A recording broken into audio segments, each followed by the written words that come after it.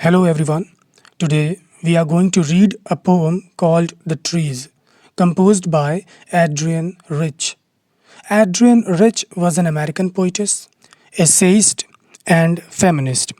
She was the leading figure to bring forefront the oppression of women in the poetic discourse. She was the flag bearer of feminist identity.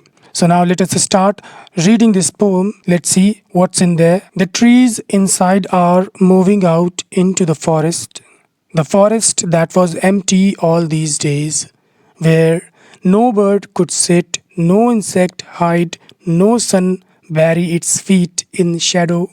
The forest that was empty all these nights will be full of trees by morning. घर के अंदर जो पेड़ हैं वो बाहर जंगल की ओर बढ़ रहे हैं. Moving out into the forest, जंगल की ओर बढ़ रहे हैं. The forest that was empty, वो जो जंगल जो खाली था ऑल दिस डेज, इतने दिनों तक, वो जंगल जो इतने दिनों तक खाली था, where no bird could sit, जहाँ पर कोई चिड़िया बैठ ही नहीं सकती थी. नो इंसेक्ट हाइड, कोई भी कीड़े मकोड़े छुप ही नहीं सकते थे. No sun bury its feet in shadow, कोई भी सूरज अपने पैरों को उन छाँव में जमा नहीं सकता था. भाई जब पेड़ ही नहीं होंगे तो चिड़िया कहाँ बैठेंगी?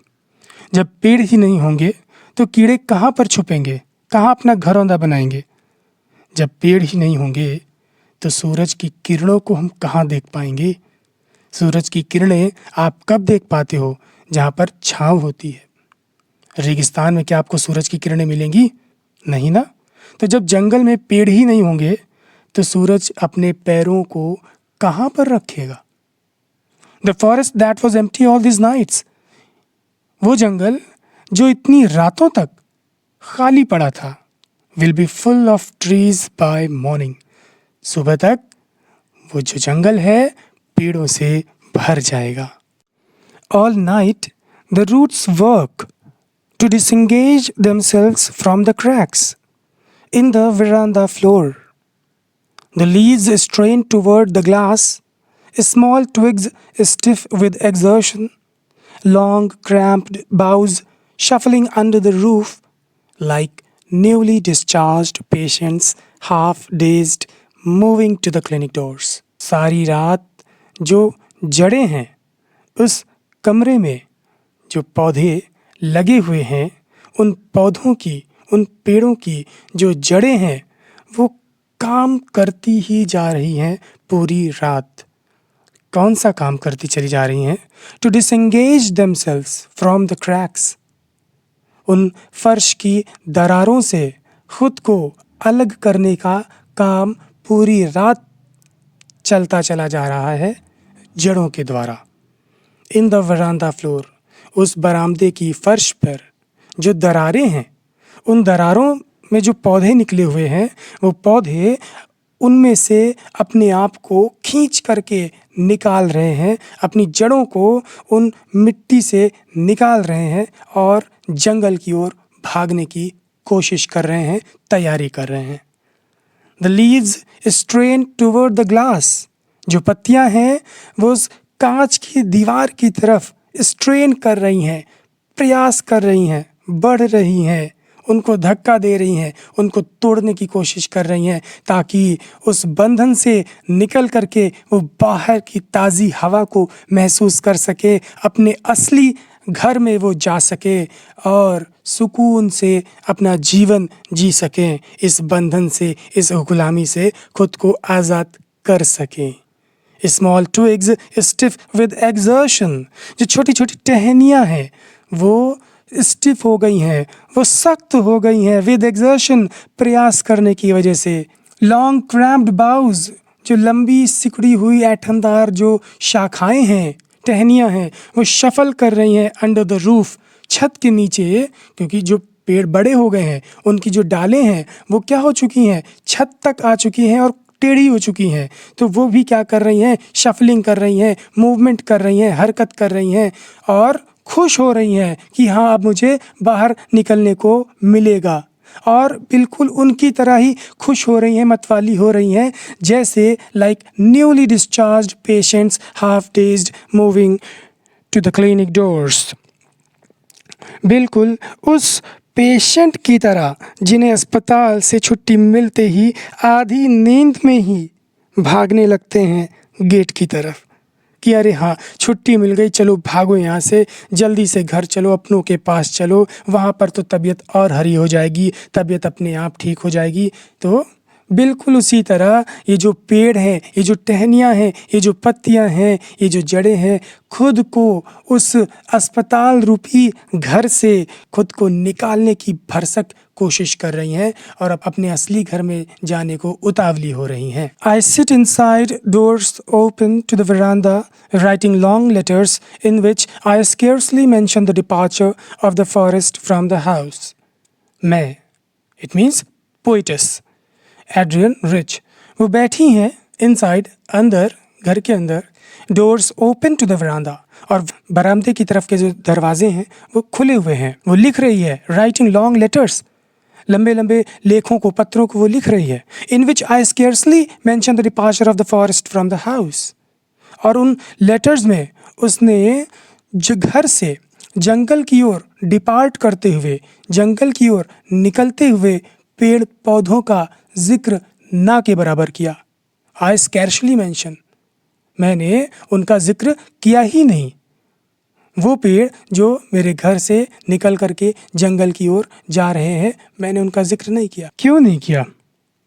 वो जो लंबे लंबे लेखों में पोइटेस ने घर से निकलकर जंगल की ओर जाते हुए पेड़ों का जिक्र नहीं किया।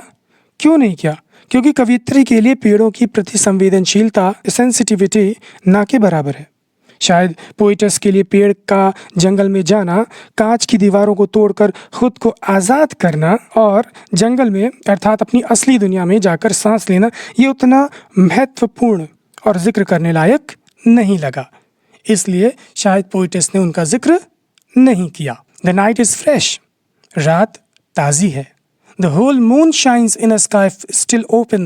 The smell of leaves and lichen still reaches like a voice into the rooms. रात ताज़ी है, पूरा का पूरा जो चांद है, जो पूर्णमासी का जो चांद होता है, वो शाइन कर रहा है, वो चमक रहा है। In a sky still open, उस आकाश में जो अभी भी खुला हुआ है, अभी भी खुला हुआ है मतलब उस आकाश में पेड़ों की जो चोटियाँ हैं वो नहीं दिख रही हैं। इसलिए पोइटस ने क्या कहा कि आकाश क्या है, अभी भी खुला हुआ है। ऐसा लग रहा है कि चांद बेहद खुश है और इन पेड़ों के जंगल में लौट कर आने के लिए उनके स्वागत करने को उतावला हो रहा है। The smell of leaves and lichen, जो पत्तियों और शैवालों की जो सुगंध है वो कमरों में एक आवाज़ की तरह अभी भी पहुंच रही है। My head is full of whispers which tomorrow will be silent.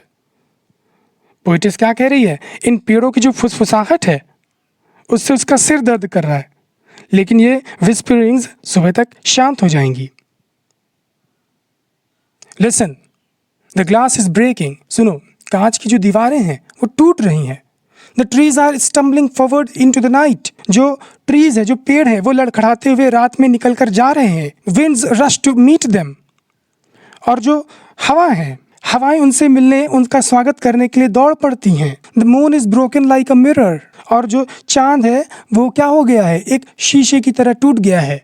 It's pieces flash into the crown of the tallest oak, और उसके जो टुकड़े हैं अब जंगल में आ चुके लंबे लंबे पेड़ों में से एक बलूत के पेड़ की चोटी पर मुकुट की तरह शोभायमान हो रहा है, चमक रहा है। कहने का मतलब वो जो पेड़ घरों से निकल करके बाहर जंगल की ओर गए हैं, तो उनमें जो सबसे लंबा वृक्ष था बलूत का, ओक का, उसकी चोटी पर वो चांद का एक टुकड़ा सजा हुआ है।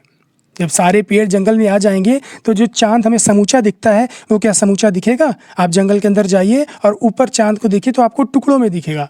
तो एक टुकड़ा उस चांद का एक विशाल लंबे वृक्ष की चोटी पर सजा हुआ है।